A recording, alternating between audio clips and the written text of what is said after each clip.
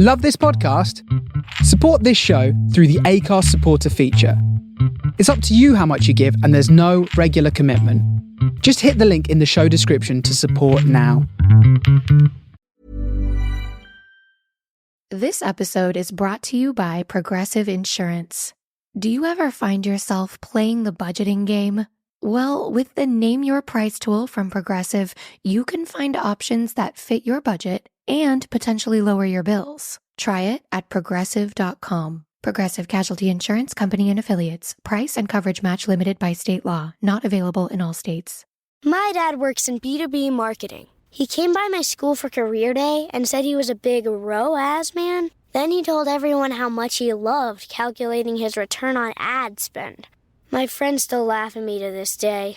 Not everyone gets B2B, but with LinkedIn, you'll be able to reach people who do. Get a $100 credit on your next ad campaign. Go to linkedin.com/results to claim your credit. That's linkedin.com/results. Terms and conditions apply. LinkedIn, the place to be, to be. Hey, I'm Ryan Reynolds. Recently, I asked Mint Mobile's legal team if big wireless companies are allowed to raise prices due to inflation. They said yes. And then when I asked if raising prices technically violates those onerous two-year contracts, they said, "What the f*** are you talking about, you insane Hollywood ass?" So to recap, we're cutting the price of Mint Unlimited from $30 a month to just $15 a month. Give it a try at mintmobile.com/switch. $45 upfront payment equivalent to $15 per month. New customers on first 3-month plan only. Taxes and fees extra. Speed slower above 40 gigabytes. See details.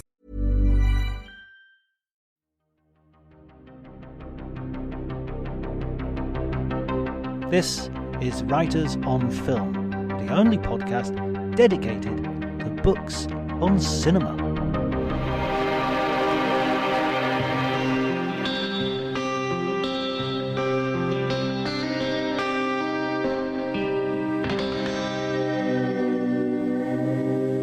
Hello everybody and welcome to Writers on Film. My name is John Bleasdale. I'm a writer and film critic, and today I'm going to be talking to Ethan Warren, the author of Paul Thomas Anderson, American Apocrypha, a director's cut series publication. If you enjoy the episode, please remember to like and subscribe. Leave a review if you can. You can follow me on Twitter at DrJonty, DRJONTY. But before you do any of that, please enjoy the conversation.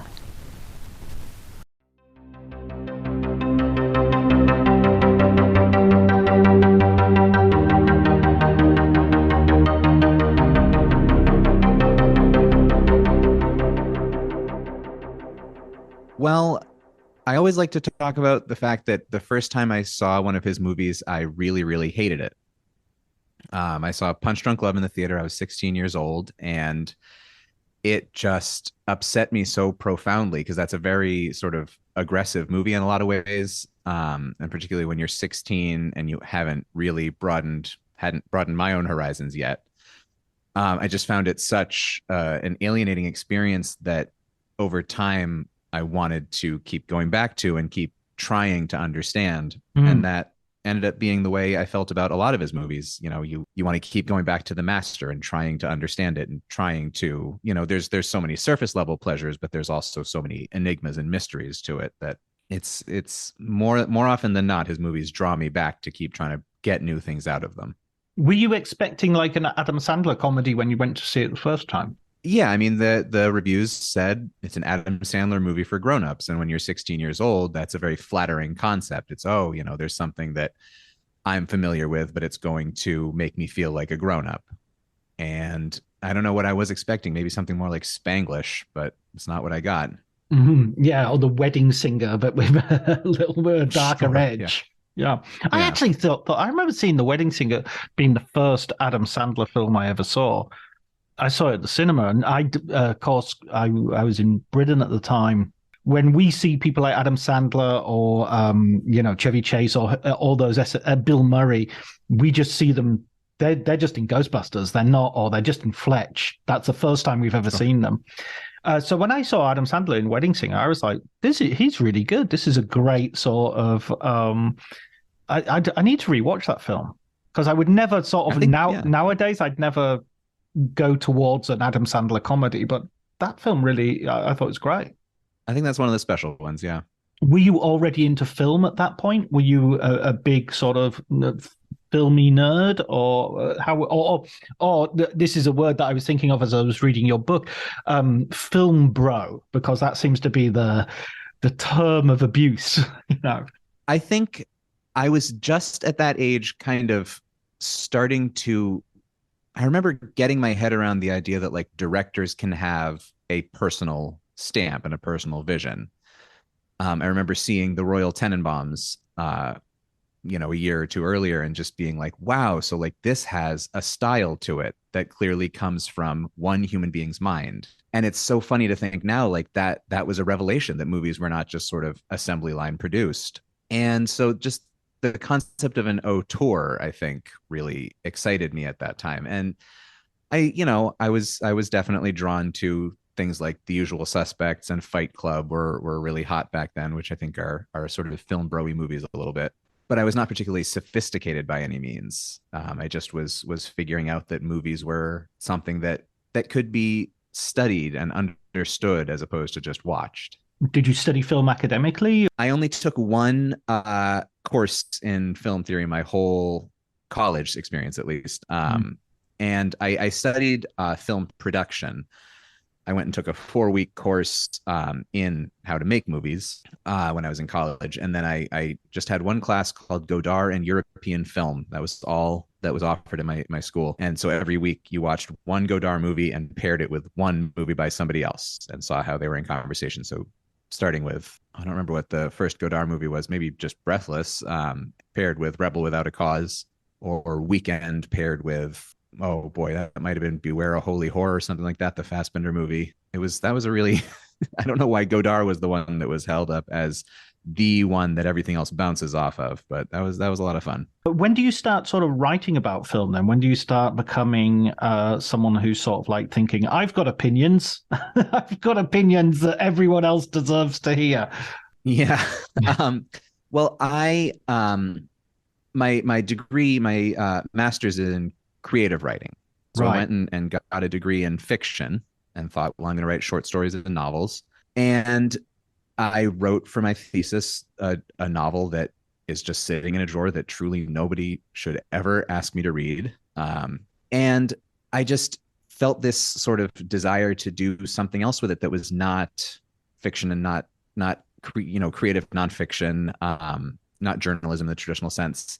And at the same time, I just had this abiding love of film, and I loved reading about film. I remember I was an intern for a documentary production company in Connecticut after grad school, and I would just sit there pretending I was doing my work, but just reading The Dissolve, just plunging through the archives there. And The Dissolve, that was an activator for me. I just loved how they wrote about things and how they came at things. And I ended up in a Facebook group that was all, once The Dissolve shut down, there was a Facebook group that started up that was all former readers of The Dissolve. And they over there started resurrecting some of the old columns. And so we did, they had the Forgot Busters column at The Dissolve. And so we in the Facebook group started doing our own Forgot Busters columns. I wrote about the Ralph Bakshi Lord of the Rings movie for them. And just for each other, for our own entertainment, we would just post it in the group. And from there, somebody shared Brightwall Dark Room, which was a site that I ended up writing for and as an editor for about 6 years. And what Brightwall Dark Room does that is so, I think, special and unique is the sort of going long and going formally, sort of as formally loose as you feel like going, writing about a movie, but writing about how it impacts you, doing a personal angle or doing at the beginning of Brightwall Dark Room, they were doing poetry and creative nonfiction and things like that. It's now settled more into an essay mold, but there were no rules to how you felt like writing about it. And that really attracted me as somebody who had a degree in creative writing.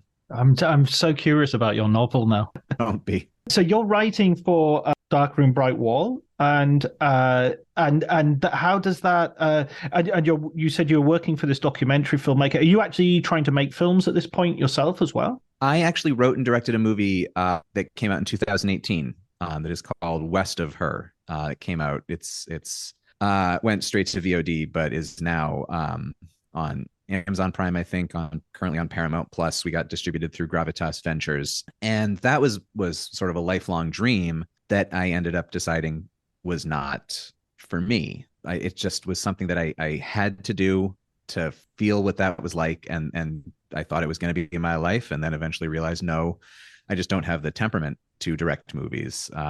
It's not what I'm built for. In what way? So in what way? I mean, you need to be, I think it was Francis Ford Coppola said that directing is just making decisions all day long. When you have a group of, I mean, we had a skeleton crew, so it was a handful of people, but looking to me to make decisions all day long, every single person on that shoot had more experience making movies than I did, which is sort of ideal when you're a director, to surround yourself with competent people who know how to do their jobs and can just do it almost independently.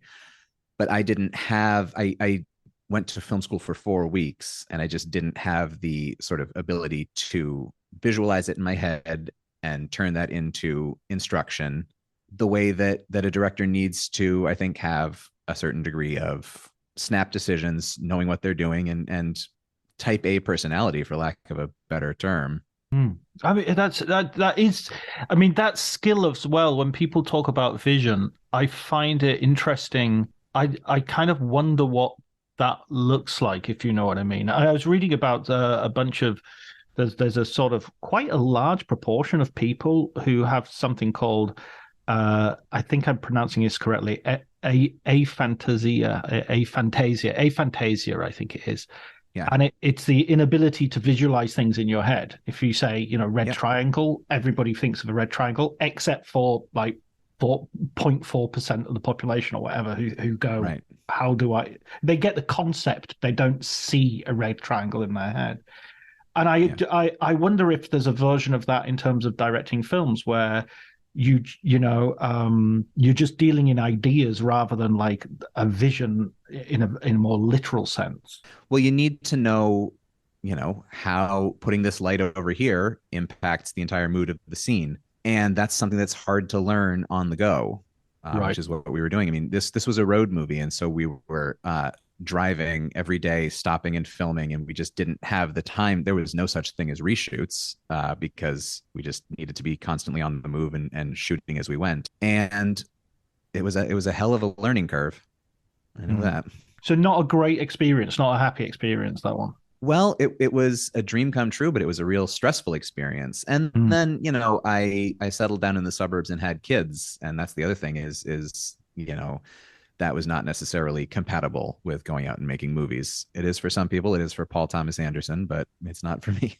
Does that experience then, well, it must do. How does that experience alter the way you look at other people's films? Well, it has made me both more generous to other people and a little more critical, I think. It definitely helped me understand how movies are put together in a way that I would not have been able to come in to my writing life, understanding literally what it takes to make a movie. But it also made me a little more judgmental of movies that aren't put together with a lot of care, because it is such a privilege to get to do that. And it is so difficult and requires so many people's time and effort that, why would it not be the best that it could be? And yeah, I mean, I was reading Richard Brody's biography of Goddard earlier this over the weekend, and Goddard was someone who was like, constantly giving the most vague directions in terms of like he would tell his cameraman, I don't want to see the legs. And that was his way of saying, okay, do a mid shot, but he wouldn't, sure, yeah. I mean, he'd give these really, and he was very, very spontaneous and improvisatory, but yeah, there is I guess the thing I always see is a certain obstinate force of character that is pushed through somehow. It's something I discovered about myself. I do not have the force of character to keep pushing movies up the hill, because it is. I mean, it's as I said during, it was a long post production. You're either pushing a rock up a hill or you're pushing it on a flat surface under the best of circumstances. And so how do you come to this book then, in terms of what's the genesis of the book itself? Well, after writing essays every month for a number of years, I just sort of got hungry to take on something bigger. And I was pitching another book around. I wanted to write a book about the Brian De Palma movie Phantom of the Paradise. Do you know that one? Yes, absolutely. There is a book's worth of material in that movie. And Columbia University Press had a series called Cultographies that was all about cult movies. And so I pitched for that, and they had just shut that series down. And but managed to get my foot in the door with the editor there. There's a lovely man named Ryan Grundyke. And he took a look at some of my other writing and said, well, if you ever want to pitch one of our other series, we have this series called Director's Cuts, which are book-length looks at one director, the cinema of X director. I have on my shelf the cinema of Werner Herzog, Todd Haynes, Steven Spielberg, James Cameron. I took a look at the list, and I was sort of shocked that Paul Thomas Anderson wasn't already on there. And so I said, well, hey, I have a lot of interest in this guy. Would you be interested in me writing up a proposal? And they were very interested. I love the way you just described how you came to Paul Thomas Anderson initially as a sort of like a filmmaker who you had nagging doubts with or problems with, or there was always a discussion that you were having, rather than that you were coming and just going, okay, this guy's blowing me away and I'm up for it all. And that was consistent throughout his filmography. It depends on the movie. Like something like Boogie Nights, you can really come to that and just enjoy the pleasures of it without needing to interrogate it all that much. But then you move over to Magnolia, the next movie, and that's a movie that you have to wrestle with a little bit. Or Inherent Vice, maybe, one of the movies that requires more wrestling with than just about anything else made this century, at least by a major studio. There Will Be Blood is one that I sort of, it splits the difference. I found it extremely accessible on the first go, but still it has this ambiguous tone. I think that's something that really strikes me with him is the mixture of sort of austerity and jocularity, maybe, for lack of a better word. There Will Be Blood is this grand epic on a biblical scale where a character uses the term brother from another mother. And it's just these bizarre little spasms of humor. Or, in The Master, the little, when Philip Seymour Hoffman gets so frustrated that he all of a sudden shrieks pig fuck, the vomit in Phantom Thread. It's these little spasms of gross out humor or juvenilia that go up against the very seriousness of purpose. I just find that so fascinating. Yeah, but you point out that something it had never occurred to me, and then when I see it, it's right in front of my face, which is Reynold Woodcock as a name, right? Which is just of course that's hilarious as an idea, to have them saying it, and that's the sort of literally dry joke that goes runs through the film. The brother from another mother. I don't recall that line. At what point is that line in There Will Be Blood? It's when Daniel's half brother, or the con artist who is claiming to be his half brother, arrives. He says, "Are you Daniel Plainview? I'm your brother from another mother," and it's played off as a natural line of dialogue, but you can't help but hear that as the colloquialism that we know it as. Yeah, Drake and Josh. The way you divide up the films as well is interesting, because you're looking at them in terms of what you call the thesis films and the antithesis films. Could you just explain to the listeners who maybe haven't had an opportunity to read your book yet what you mean by that division? So yeah, he's made 9 movies so far, and I split them into chunks of 3. So I call the first chunk, which is Hard 8, Sydney, if you want to call it by his preferred title, Boogie Nights and Magnolia, I call the thesis films, which are movies where I feel that he was very assertively declaring, this is what a Paul Thomas Anderson movie is. This is what they feel like. And then the next three, Punch Drunk Love, There Will Be Blood, and The Master, I refer to as the antithesis films because I feel that those are movies that are really acting in direct opposition to the three that come before. That they are, he has said himself that he got sick of his own voice at various points in his career and needed a sort of a gear shift. And so that is one. And then the last three movies I call the synthesis movies, Inherent Vice, Phantom Thread, Licorice Pizza, because they are movies that I think are relatively unconcerned with, I think, as I say in the book, relatively unconcerned with the stakes of their own existence. So he, with those first three movies, came out of the gate saying, these are movies that, well, Hard Eight is a little bit its own thing, but ensemble movies, movies of grand operatic soliloquy, characters saying what they mean all the time, doing cocaine and yelling, ensemble things, I think I said, and things with really clear relationships to their influences, in movies that are more about quoting their influences than kind of absorbing and repurposing them. And then with Punch Drunk Love, there's this very clear dividing line where he, as he has said in interviews, he broke down his whole way of working and then rebuilt it. So suddenly he was now working with much smaller crews. He was telling stories about single protagonists. Those next three movies, Punch Drunk Love, There Will Be Blood, and The Master, are movies about single protagonists who are extremely repressed, as opposed to stories of ensembles who are extremely expressive. And you don't often see somebody with as clear a dividing line in their filmography as you do between Magnolia and Punch Drunk Love. And it begs to be analyzed. And then the challenge was to try and come up with what the uniting force with what I call the synthesis movies is.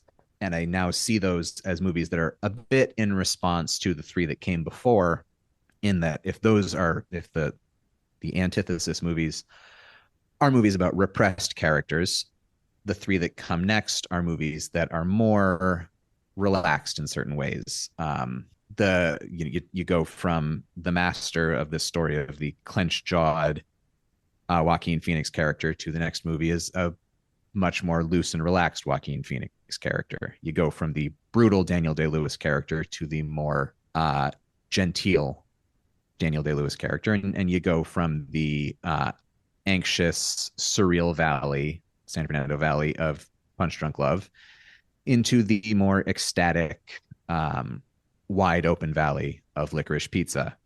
I think they're movies that are just a little bit less stressed out. And I think that's admirable. Yeah, there's a sort of maturity there as well of someone who is perhaps doing a little less cocaine and smoking a little more weed. Yeah, exactly. Yeah. I mean, it's quite interesting that a lot of his films have at their heart a sort of form of drug use, even the Phantom Thread with the mushrooms, and this idea that you will literally intoxicate yourself in order to bring about some sort of life change and some sort of revelation. Yeah, there's a quote that I wish I had found a way to work into the book where in Punch Drunk Love there are the abstract colors that punctuate certain transitions. The screen will just be overtaken by blues and pinks and swirling blobs of color. And somebody asked him, what were those inspired by? And he answered, marijuana.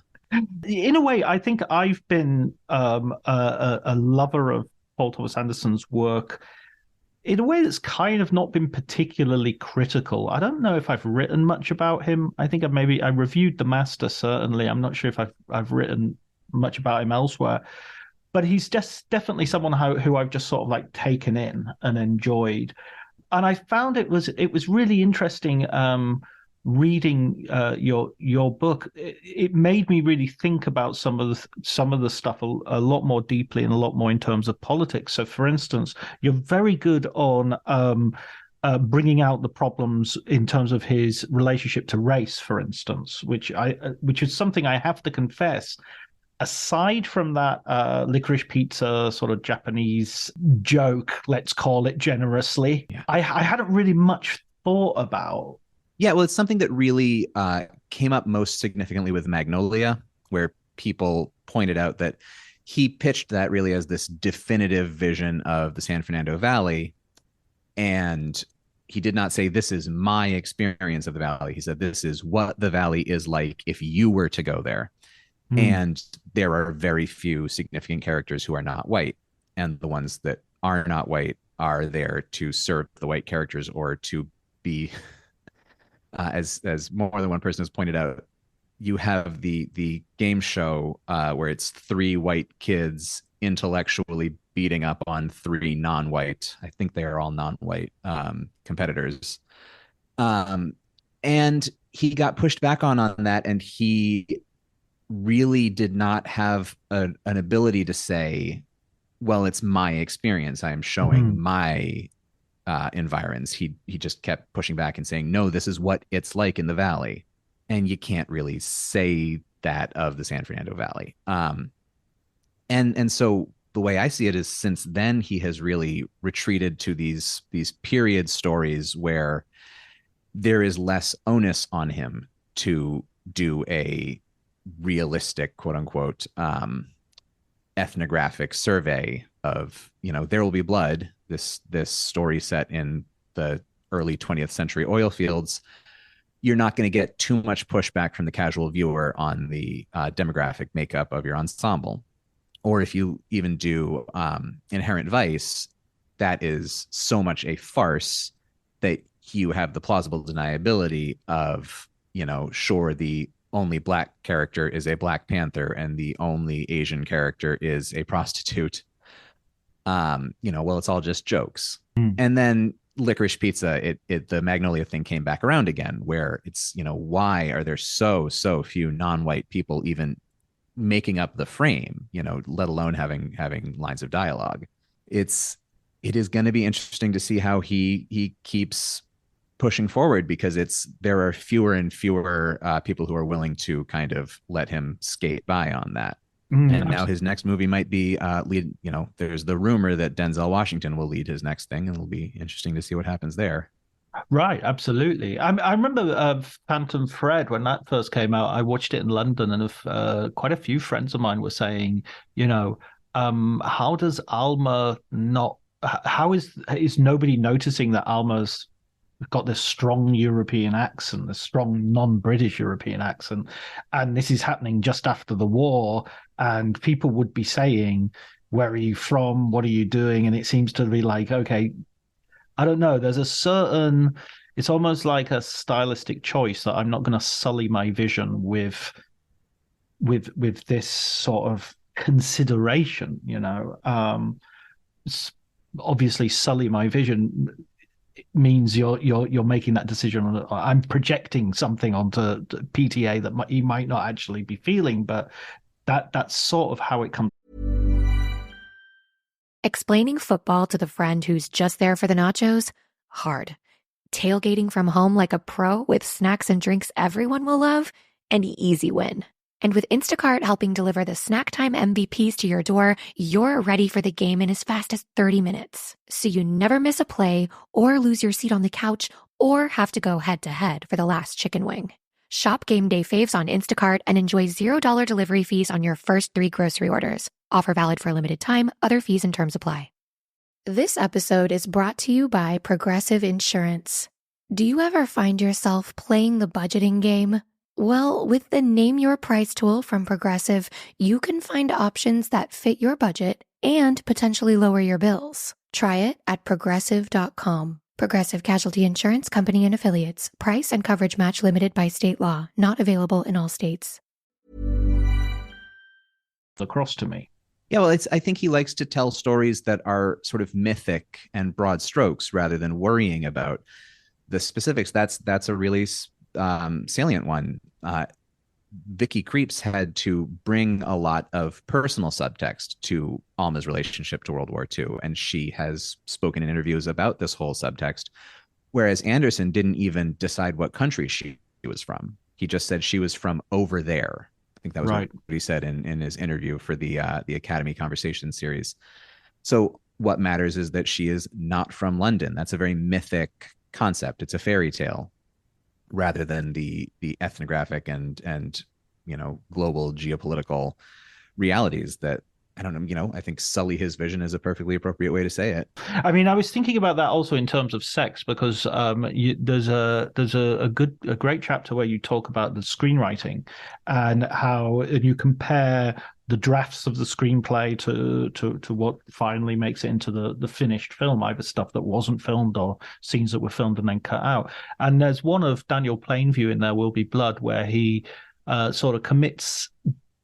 You quite rightly point out that it's ambiguous if he commits cunnilingus or commits a sexual act or not in an alleyway, and I can kind of again see why that would take away from his sort of more mythic, enigmatic character. If you just think, oh, he just can't get it up, that's his problem, Right? Yeah, and so it's Daniel Plainview's impotence is implied in the finished movie rather than explicit as it is in the screenplay, and so it's all displaced onto the as plenty of people have pointed out, the almost sort of sexual connotations of the oil extraction process itself stands in for his inability to get it up.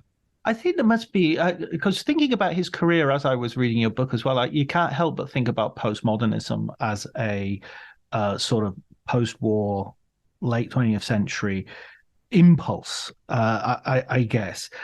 It feels like to me like he is a very transitional filmmaker, that he starts off in a very postmodern, similar to Tarantino to some extent as well, where everything is quoted. You can see the Altman, you can see the various, and you have a great chapter where you talk about his debt to Jonathan Demme, to Robert Downey Sr., to Kubrick. And yet, as he goes on, it feels like that postmodernism and that verve is settling into something which is more akin to sort of romantic irony, to something which is at once still not taking itself totally seriously, but allows for the possibility of being taken seriously much more. Does that make any sense? It does. People have described his first three movies as like movies about movies.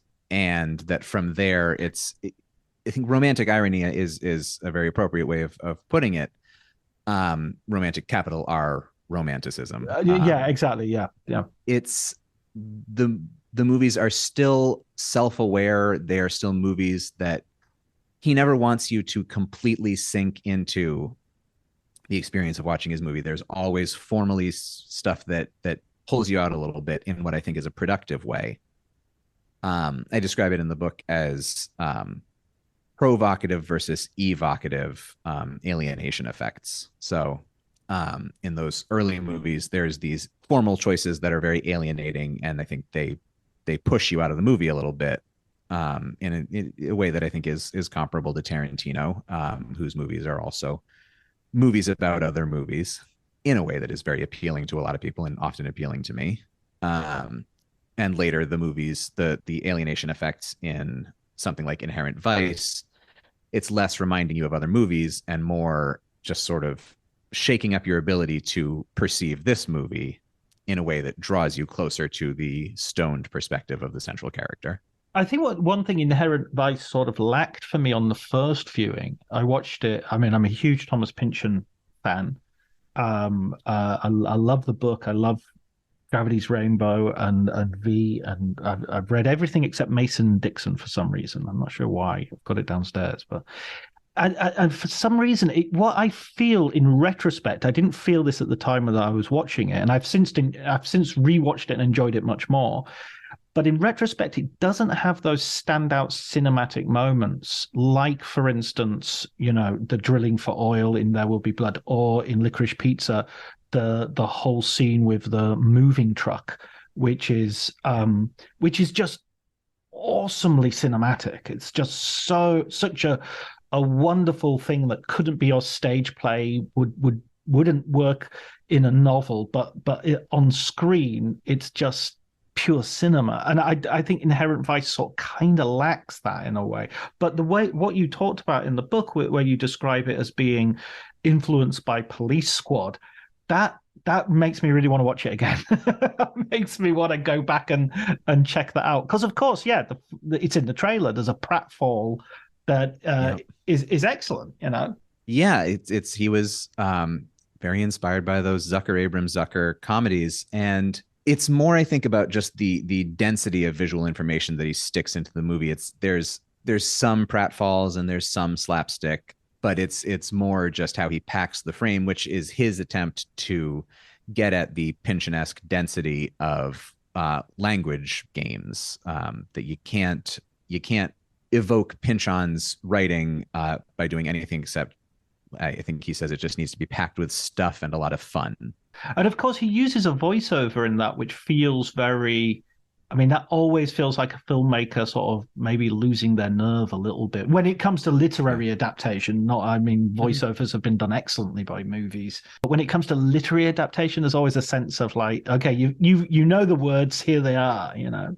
Yeah, well, it's just I think he must have just thought it would be a shame to make a Pynchon movie and lose the prose. And what's really interesting about that is it's such a nostalgic story. It's such an elegiac story, and it's written in the voice of Thomas Pynchon, who is writing about his own environs. That's, Gordita Beach is Manhattan Beach at the time that he was living there.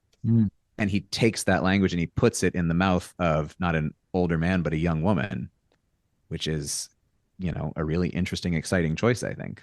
I always think of Pynchon as someone who's great at sentences. I think that's one of the, it's that, I don't know if it's Nabokov's effect on American literature, but, you guys write brilliant sentences. Well, there's the idea of the sentence writer versus the paragraph writer, and he's definitely a sentence writer. When you finished working on the book, what was the film that you sort of most had sort of come to reassess in the process of viewing multiple times and thinking of the book, of the films together?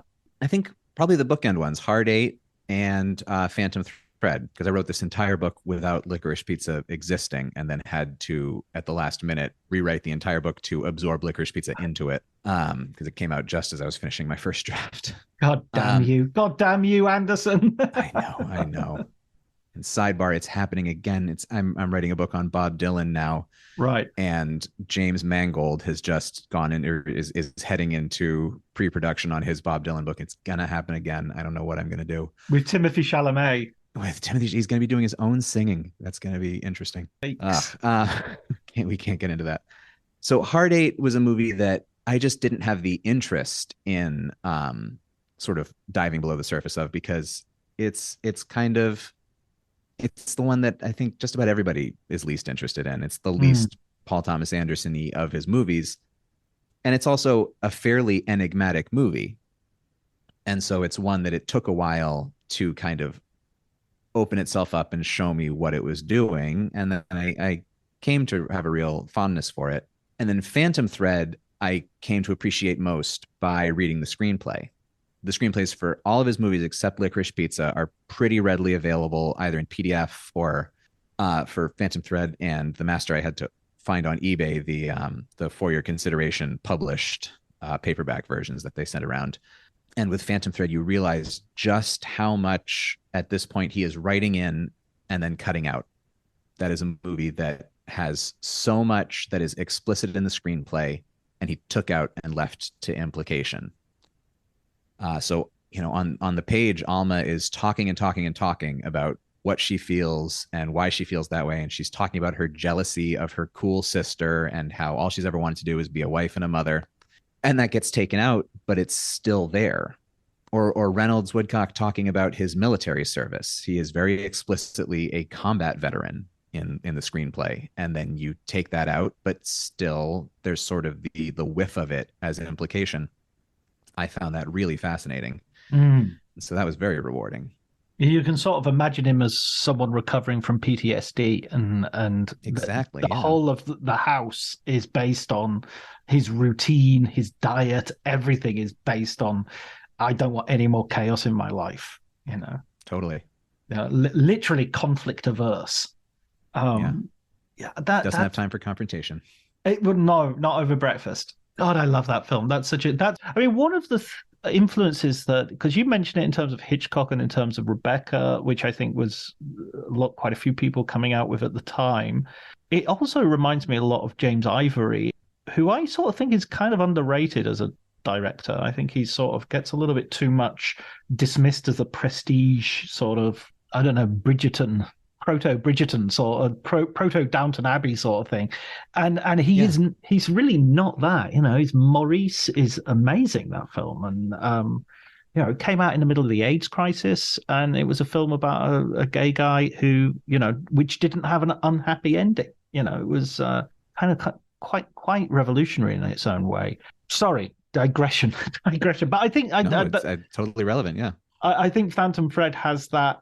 It has that ivory feel to it. Also, sort of emotional constipation or repression coming out in really interesting other ways. Well, quite literally, the repression comes out in interesting ways in newspaper-lined bathrooms, as you see them at the end. Again, a point that you made that I thought, is that? I mean, I remember them being in the bathroom. I don't remember the newspaper, and then the implications of that are quite gross. Yep, and very funny. In terms of the future, in terms of looking towards where Paul Thomas Anderson is going, I mean, he has been linked to people like Tarantino. I remember when I saw, Boogie Nights, I was thinking of certain scenes very much from a Tarantino point of view. Also sort of thinking of it as a sort of riffing on Pulp Fiction to some degree as well. He's also sort of had this contentious sort of relationship with the press in terms of, the infamous sort of David Fincher comment that he made at the wake of Fight Club. It's interesting that, again, for the listener, he said, I wish David Fincher testicular cancer for all of his jokes about it. I wish him testicular fucking cancer. Right, absolutely. And you make the point that his father had recently passed from cancer, so it was right. Yeah. It wasn't as gratuitous as it might seem, although at the same time it kind of crossed a line. It's pretty rough, yeah. Yeah. But I'm thinking of this. The reason I was sort of bringing up Quentin Tarantino again is we've got this idea that he's going to sunset his career, that he's like, the last film I'm going to do is the next one. I don't think Paul Thomas Anderson is going to do that. I certainly hope he isn't. I can see him kind of changing even more. How do you view it? How do you sort of look forward to that? I think it'll be really interesting to see. I mean, since I do have this urge to block his career into these phases, ostensibly that would mean that he's moving into a new phase in my personal conception of it. And so it'll be really interesting. I mean, in a lot of ways, Licorice Pizza is a family man movie.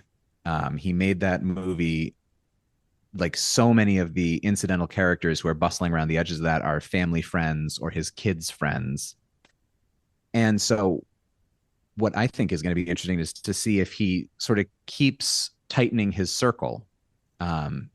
Famously, he hasn't had a director of photography on his last couple of movies, the camera crew, and he just worked collectively as a pseudo DP.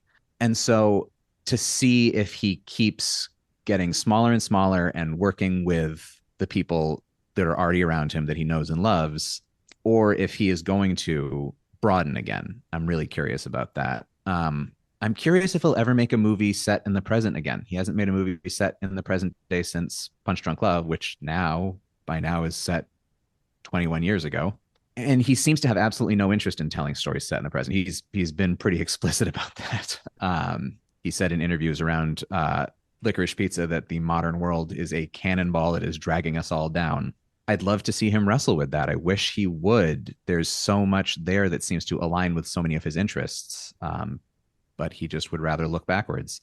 And God bless him. I mean, who is making period pieces quite like this? But I'm curious what he would do. That's such an interesting, okay, this could be another digression. Contemporary American filmmakers, kind of, how many of them are making films about the present? I'm thinking, Tarantino's gone backwards. The Coen brothers. Wes Anderson has not made a movie yet set in the present since around. It's since the Darjeeling Limited for Anderson, Wes Anderson, yeah. Yeah. Since Death Proof for Tarantino. I mean, I guess there's an element that you just don't know the present as well, in the sense that Tarantino's present was was before he was famous, and that was in Right. the very early 90s. So anything after that, how can he even look at the present without just seeing it through hotel rooms and That's an interesting point. Yeah. I think there's also people don't want to make movies with smartphones in them, which, for better or worse, it seems a little bit silly. I think you could do plenty of interesting things with smartphones. Steven Soderbergh doing plenty of interesting things with the present world. But Anderson has said that's a very good counterexample. Yeah. Look at Kimmy is a movie that is all about very present day technological concerns and is extremely entertaining. But Anderson has said that smartphones and YouTube is just stuff that is so anathema to him. He's just disgusted by it. Yeah. This goes back to the sort of postmodernism into romanticism sort of thing. It's like Tarantino as well in terms of his, I'm not going to use a computer. I'm going to do everything with a pen and yellow legal pad and everything. It's walking backwards into the future. You're not Right. You don't want to. There's loads of young filmmakers who are doing it. I don't think it's necessary. It's like you don't necessarily want to see your dad dancing at a disco. So, stop breakdancing, Dad. It wasn't even good when it was good. Yeah, God, that's a real. This is what's so interesting about the book as well. And one other thing I wanted to bring up as well was in terms of the sort of gender politics that go through this. And you make the point that there are lots of pairings throughout the films, which the characters who reflect each other or they are in conflict. Maybe you could just talk to us a little bit about that. Yeah, so I call them gendered dyads, which are rather than pairing. I think he's got plenty of romantic pairings, but he's more interested in the pairings of characters who are of the same gender identity and who reflect two sides of a whole. So looking at, it's most obvious in There Will Be Blood or The Master, these stories of two characters going up against each other. But you see it as well in Punch Drunk Love. That's a romance, but the more, I think, ideologically interesting pairing is Barry and Dean, Mattress Man, the sort of meek character versus the more aggressive and bloviating one. And Doc Sportello and Bigfoot Bjornson. What often comes of these pairings, though, is not that we see that one of them is superior to the other, that one mode of gender expression is superior, but that you need to come to some kind of, again, synthesis, where Barry has to absorb elements of Dean rather than show that Barry is superior to Dean. Or you see at the end of Inherent Vice, you see Doc and Bigfoot quite literally sort of intersect as they start speaking in unison. You see that they have to learn from each other and absorb elements of each other to more effectively express their gender expression. I think that's Cyril and Alma are the more interesting pairing to me in Phantom Thread than Reynolds and Alma, because they represent some ideological distinction. Yeah, Reynolds is almost irrelevant in a way. Yeah. They seem to be more active characters. Yeah, and represent these two very distinct modes of femininity, where Cyril is basically a military general and Alma is the nurturing wife and mother, eventual mother. It just feels, I feel that there is such a wealth of things to think about with Paul Thomas Anderson in terms of, every level of his creativity. And the point that you made earlier that he's sort of dealing in these myths as well seems to me to add depth and richness to his movies. Sort of at the very beginning of this conversation, sort of made an offhand reference to sort of Film Bros, which has become an internet way of sort of kind of dismissing. I mean, this podcast right now would be seen as the sort of maybe the nadir or the apotheosis of film bro discourse, probably the nadir. How do you feel about that? There's a sort of gleeful, I remember Fiona Apple recently came out with sort of something about sitting and listening to Quentin Tarantino and Paul Thomas Anderson talking all night about movies and just being like, oh, fuck these guys. And this was sort of received with such a roar of approval. There was a little bit of me that was just like, yeah, but also I kind of wouldn't mind listening to them, and see what they have to say. Well, I think part of that was that they were so coked out of their minds that what they were saying maybe was not as interesting as it could have been. I think the term film bro, it's a little bit reductive, but also it represents people who use film as a replacement for their own intellectual character. And if I see more movies than anybody else, and if I see more esoteric movies than anybody else, then I am by default the most interesting person in the room. And I think the idea of a film bro is an overtalker, somebody who is not interested in the perspective of other people. And so the onus is on you to, not you, the onus is on the theoretical you to see as much as possible, absorb as much as possible, but still be open conversationally to hearing the other perspectives and not just taking your own knowledge as superior because you've seen the most esoteric movies.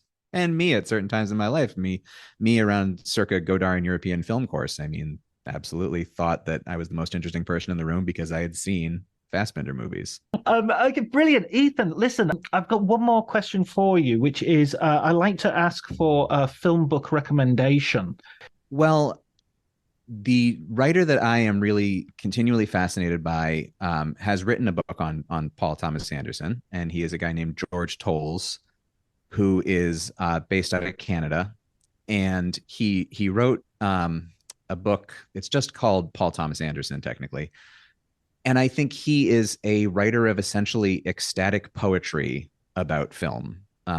He's got a book of essays that I have on the nightstand called, I think it's A House Made of Light, Essays on Film.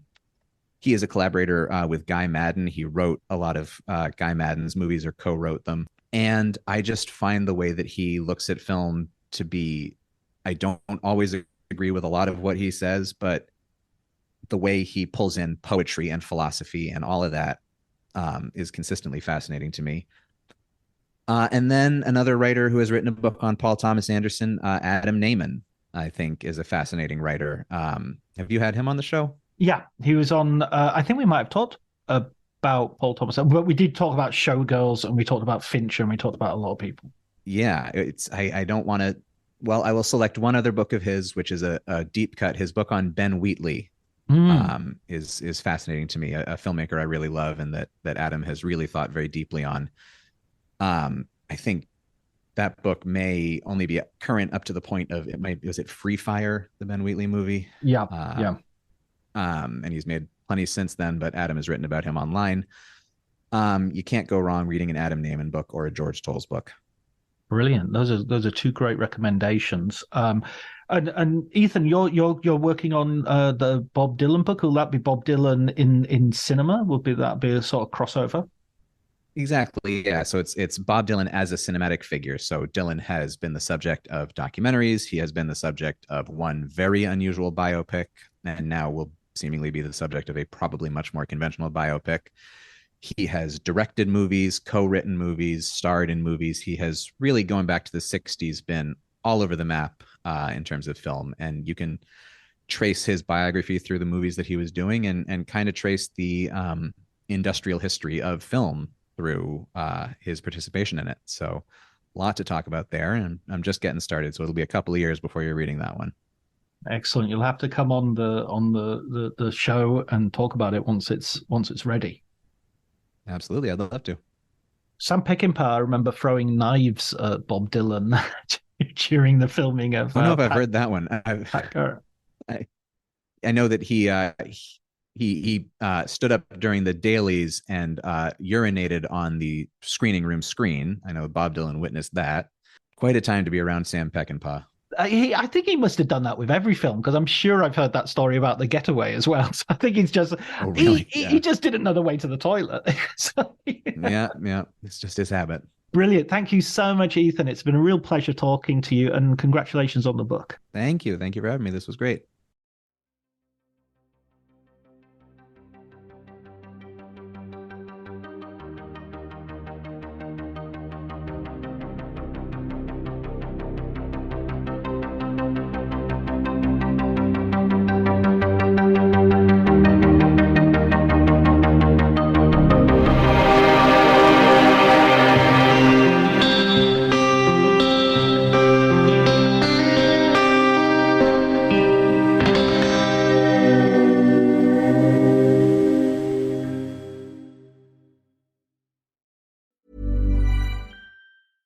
This episode is brought to you by Progressive Insurance. Fiscally responsible, financial geniuses, monetary magicians. These are things people say about drivers who switch their car insurance to Progressive and save hundreds. Visit Progressive.com to see if you could save. Progressive Casualty Insurance Company and Affiliates. Potential savings will vary, not available in all states or situations. My dad works in B2B marketing. He came by my school for career day and said he was a big ROAS man. Then he told everyone how much he loved calculating his return on ad spend. My friends still laugh at me to this day.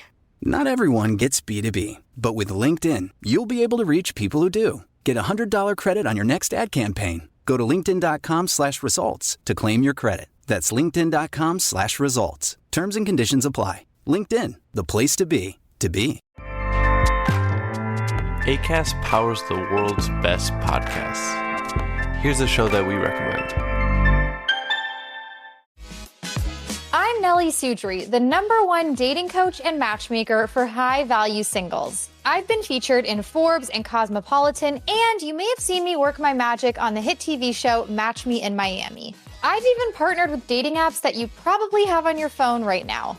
So if you're fed up and frustrated with modern dating, first of all, I don't blame you. And second, you have come to the right place. So I'm here to help you meet the person of your dreams so you can ultimately get out of the dating game altogether. I'm so excited to finally announce my new podcast, High Value Dating, which you can now stream anywhere you listen to podcasts. I'm excited for you to find love, and I hope you are too. So if so, make sure to tune in to High Value Dating. Acast helps creators launch, grow, and monetize their podcasts everywhere. Acast.com.